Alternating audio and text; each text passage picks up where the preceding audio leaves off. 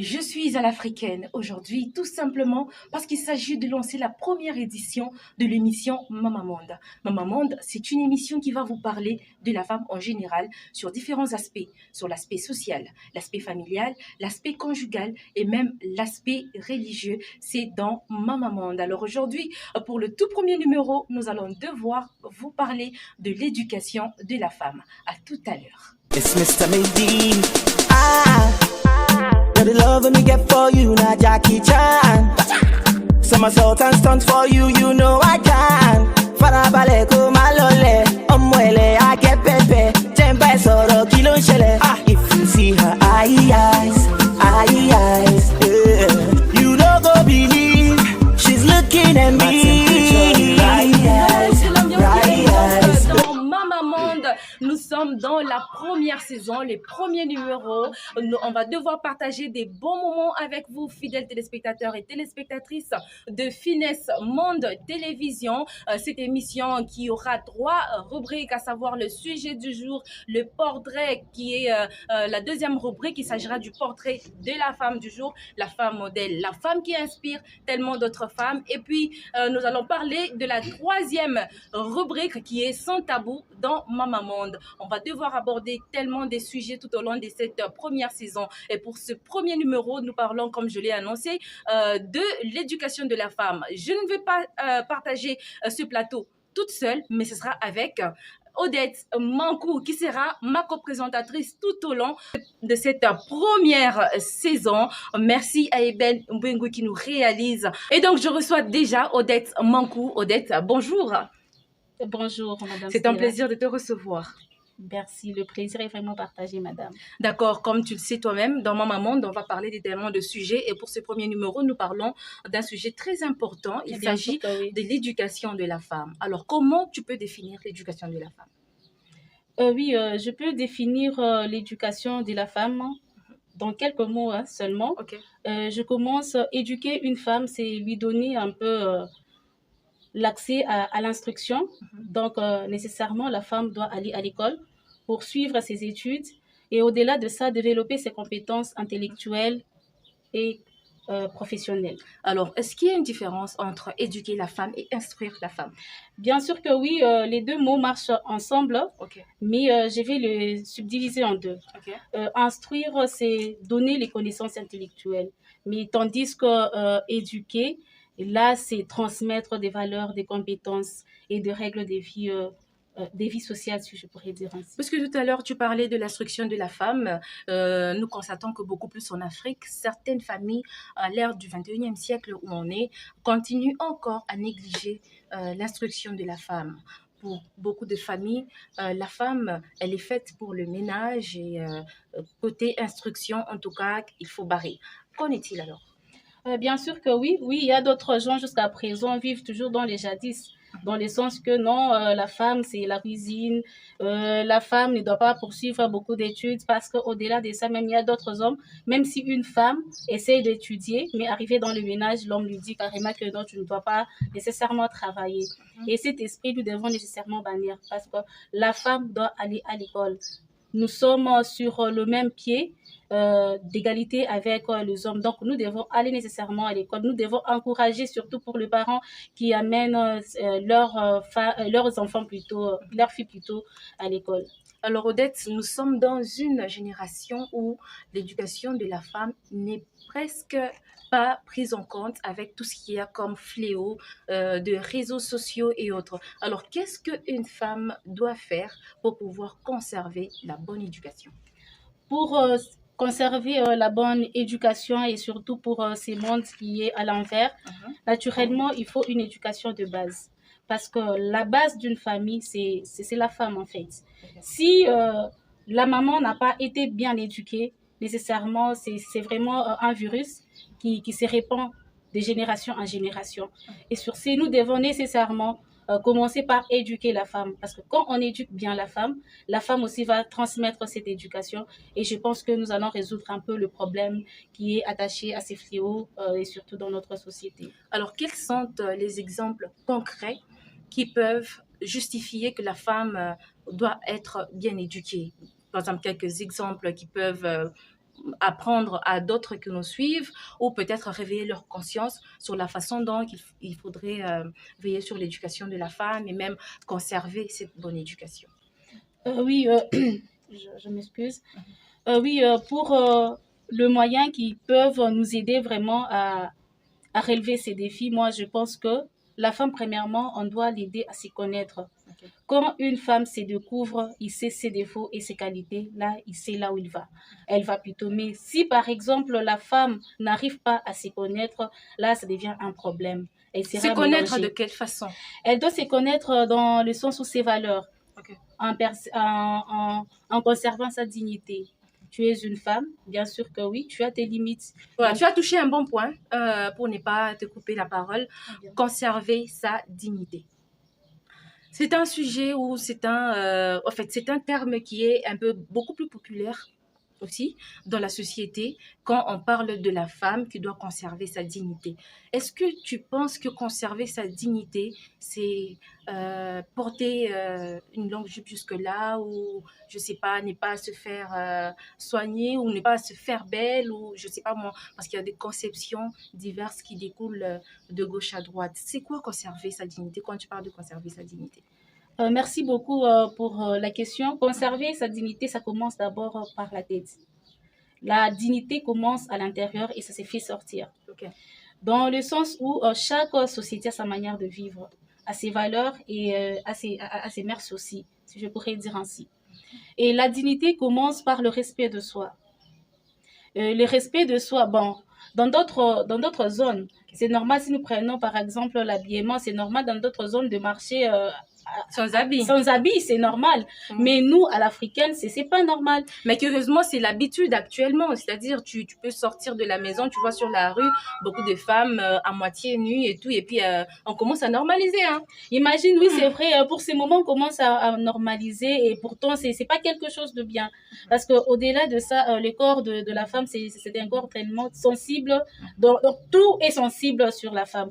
Et quand on l'expose à main libre comme ça réduit en fait, même si tu as une bonne éducation, mais si tu essaies un peu de mal t'habiller et tout, ça diminue. Et ça, par rapport à nous, Africains ou Africaines, c'est vraiment compliqué de s'élancer trop sur ça. Parce que nous, là, la dignité africaine, c'est bien s'habiller et surtout avec des pagnes et tout. Mais malheureusement, pour ce moment, quelqu'un porte un pagne, mais la façon dont on a confectionné ces pagnes-là, tu te dis que, bon, est-ce que c'est vraiment les pagnes? Même le pagne commence à perdre sa valeur à cause de nos modèles et de l'arrivage aussi des différents styles. Imaginez qui sont en train de venir presque chaque jour. Et du coup, on est obligé de s'adapter. Et oui, et sur ce, on perd vraiment donc le bon sens de nos habits traditionnels, si je peux dire ainsi. Actuellement, beaucoup plus ne se base pas sur le fait que s'habiller comme ceci ou comme cela reflète d'une bonne éducation. Parce qu'il y a un adage qui dit « l'habit ne fait pas le moine ». Une autre personne peut s'habiller comme ça, mais elle garde quand même ses valeurs. Es-tu d'avis? Bon, pas à 100%, je pourrais dire à 50%, parce que naturellement, avant de connaître la personne intérieure, on commence par l'extérieur. Okay. C'est vrai, parce que par exemple, je prends l'exemple, tu es très bien habillée, on prend l'exemple de nos sœurs. Si je disais tabernacle, c'est autre chose. Oui, mais les tabernacles, en fait. Oui, quand elle s'habille là, tu dis déjà que non, c'est vraiment une très bonne personne. Ok. Hein, déjà, d'apparence, tu lui dis que non, tu juges que non, c'est vraiment une très bonne personne. Mais peut-être quand tu vas commencer à la fréquenter de temps à autre, tu te rends compte que, bon... On va découvrir maintenant son vrai caractère. C'est ça. C'est pour dire autant que d'abord, vendons notre image. Okay. Et quand la personne viendra, se dit, ah, est-ce que c'est elle, c'est vraiment elle ou c'est pas elle? Que directement, on se vend avec une mauvaise image. Je pense que là, les gens peuvent s'éloigner de toi juste par rapport à l'image. Et pourtant, tu es une bonne personne. C'est pourquoi d'abord, au préalable, il faut arranger d'abord l'apparence. Parce que l'intérieur, c'est quand la personne s'approche de toi. C'est-à-dire une dame ou une femme bien éduquée doit aussi prendre soin de son accoutrement. Bien sûr que oui. Et naturellement. Donc le tout, ça fait partie de l'éducation. Bien sûr que oui. Alors, quels sont les avantages et les inconvénients qui découlent lorsque la femme n'est pas bien éduquée ou lorsqu'elle est bien éduquée? Bon, donc, déjà pour la femme qui est bien éduquée, il y a tellement des choses qu'on peut parler, de désavantages tellement énormes. Mais pour une femme qui n'est pas éduquée, là, je pourrais te rassurer, Madame Stella, que c'est freiner le développement de tout un pays. D'accord. Alors, tout à l'heure, nous allons devoir prendre la rubrique portrait après avoir parlé, bien sûr, de ce sujet qui nous a tellement touchés tous et qui a touché les téléspectateurs. Mais bien avant portrait, nous avons eu quand même à faire un micro-baladeur par-ci, par-là pour pouvoir prendre quelques propos de la part de ceux qui nous suivent régulièrement sur Finesse Monde Télévision. Ils vont devoir nous répondre toujours au sujet de l'éducation de la femme, suivant leurs avis, et on se retrouve juste après. C'est dommage, mais ce qui se remarque, c'est que aujourd'hui, les parents, ils enseignent aux enfants de sexe masculin à pouvoir être forts mentalement, à savoir chercher de l'argent sans pour autant leur apprendre à cuisiner, faire le ménage, prendre soin d'eux-mêmes et d'une maison. Et à nous filles, on nous enseigne tout ça au détriment de comment chercher de l'argent, comment être totalement autonome financièrement sans qu'une tierce personne n'y intervienne. C'était les quelques propos recueillis pour vous en rapport avec ce sujet du jour qui est l'éducation de la femme. Odette, nous sommes déjà en train de finir avec cette première partie de l'émission Maman Monde. Un mot peut-être pour avant de passer bien sûr à l'autre partie. Bien sûr que je pourrais juste conclure dans quelques mots en disant que la femme doit être un modèle silencieux et un exemple éloquent. Et voilà, c'est donc déjà, nous entrons dans la deuxième partie de l'émission. Il s'agit du portrait du jour. Et le portrait du jour va prendre une dame très bien éduquée, une dame qui se démarque dans la société et qui est un modèle pour plusieurs. Elle s'appelle Madame Thérèse. Elle est numéro 1 de la DGDA, Aéroport International de la Loano. Nous allons devoir suivre son portrait, son parcours, et on se retrouve juste après. Elle est une femme exceptionnelle, une femme aux grands défis à relever et pleine d'ambition.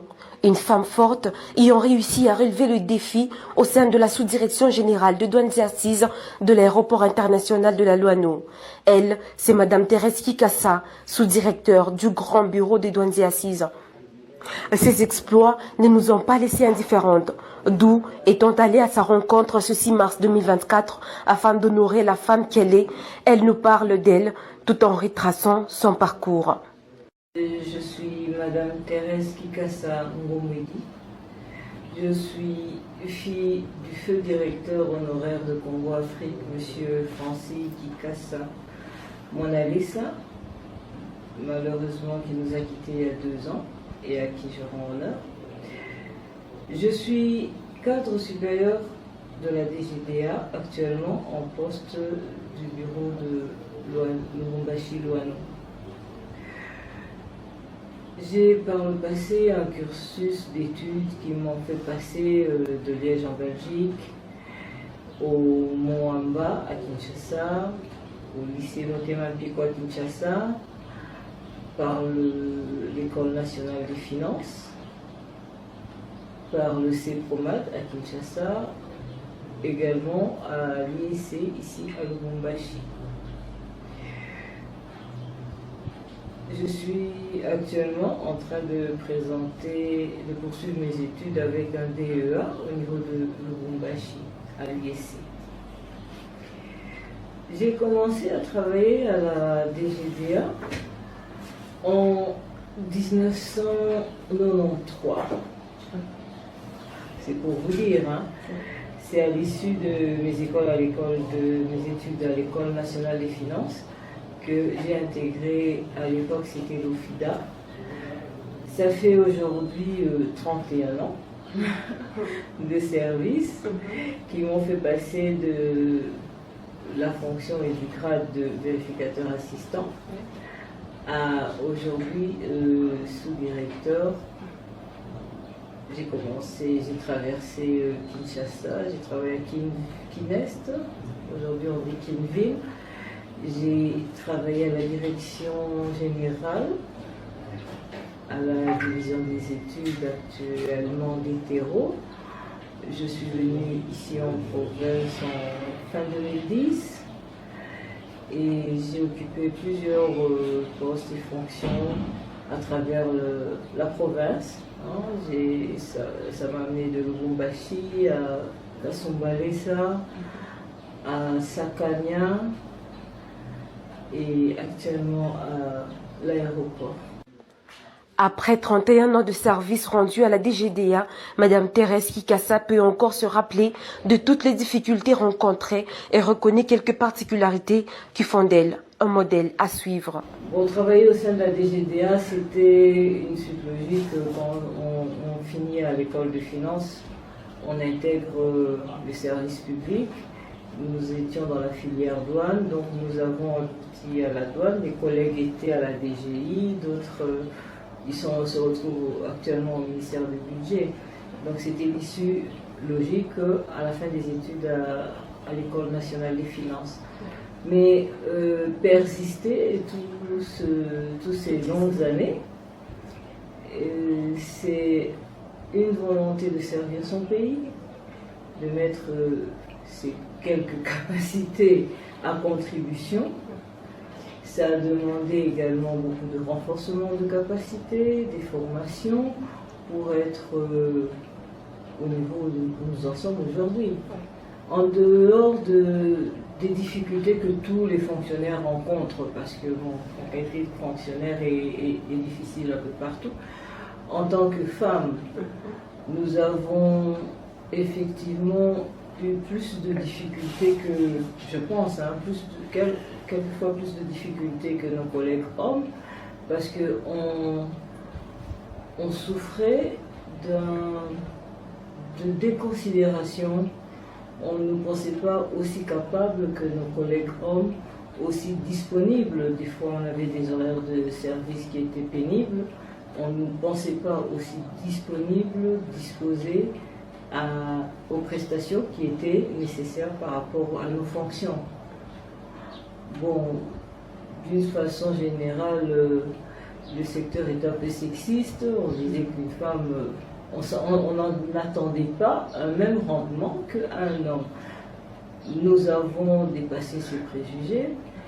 Nous sommes nombreuses, hein, les femmes cadres, et pas seulement les cadres, parce qu'avant d'être cadre, on n'était pas cadre.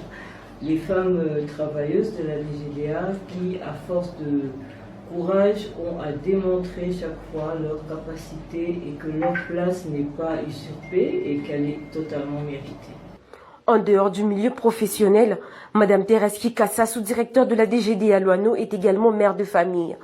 Ceci la pousse à interpeller les femmes à savoir distinguer le milieu professionnel et le foyer, tout en revenant sur le thème international, à savoir investir en faveur des femmes et accélérer le rythme, et sur le thème national, à savoir accroître les ressources nécessaires en faveur des femmes et des filles dans la paix pour un Congo paritaire. Par rapport au thème international, investir en faveur de la femme et en accélérer le rythme, je pense que au point de vue, sur le plan national, ça serait vraiment intéressant parce que tout ce qui est mis à la disposition des jeunes gens, femmes et hommes aujourd'hui, demande à chacun un investissement personnel très important. Mais si l'État, du moins la communauté, investissait dans plus de structures, d'infrastructures, de processus, d'accompagnement, notamment pour les femmes, parce qu'elles sont toujours défavorisées aujourd'hui à travers le pays, que ce soit à l'Est, que ce soit à l'Ouest. Les femmes sont défavorisées devant les opportunités de la vie, devant les opportunités nationales. Elles sont encore trop souvent réduites au rang de femmes objets sexuels. Trop souvent. Il faut arriver à dépasser ça par l'instruction, par l'accompagnement d'elles-mêmes, l'instruction des garçons et des femmes à un nouveau regard, un nouvel œil sur la condition de femme, voir en elle un partenaire valable comme un ami, comme un collègue. Un collègue, c'est pas une femme, c'est pas un homme, c'est un collègue, c'est quelqu'un avec qui vous partagez des tâches professionnelles peut-être équivalentes. Ou à l'école, c'est la personne qui étudie avec toi les mêmes cours. Il n'y a pas de défavorisation qui devrait avoir lieu. Il est important d'investir, surtout ici en Afrique ou ici au Congo, où il y a encore beaucoup d'inégalités. Ça s'améliore, mais bon, comme vous dites, accélérer le rythme de cette égalisation des opportunités. Par rapport au thème national, promouvoir les ressources pour la femme et la jeune fille, il est vrai qu'il serait vraiment utile de renforcer dans la ressource, moi je vois la sécurité, l'instruction, l'accès à l'emploi. L'accès aujourd'hui, le monde est interconnecté, c'est l'Internet, c'est l'informatique. Ouvrir ces outils davantage aux femmes, ça serait également promouvoir les ressources. Nous pouvons donc affirmer que c'est par ses capacités et compétences professionnelles que plusieurs prix de reconnaissance lui ont été remis par diverses organisations. Bravo, Madame Thérèse Kikassa. Et voilà, c'était le portrait du jour. On a pris Madame Thérèse, on a vu son parcours, Bien on a sûr tout que suivi oui. ensemble. Oui, Alors, oui. qu'est-ce que tu peux dire par rapport à cette dame brave, assidue et intelligente? En tout cas, pour cette dame, je pourrais d'abord, premièrement, la renvoyer de Rose sans épines. C'est vraiment une dame très dynamique. Elle Voilà. sait vraiment valoriser le genre féminin.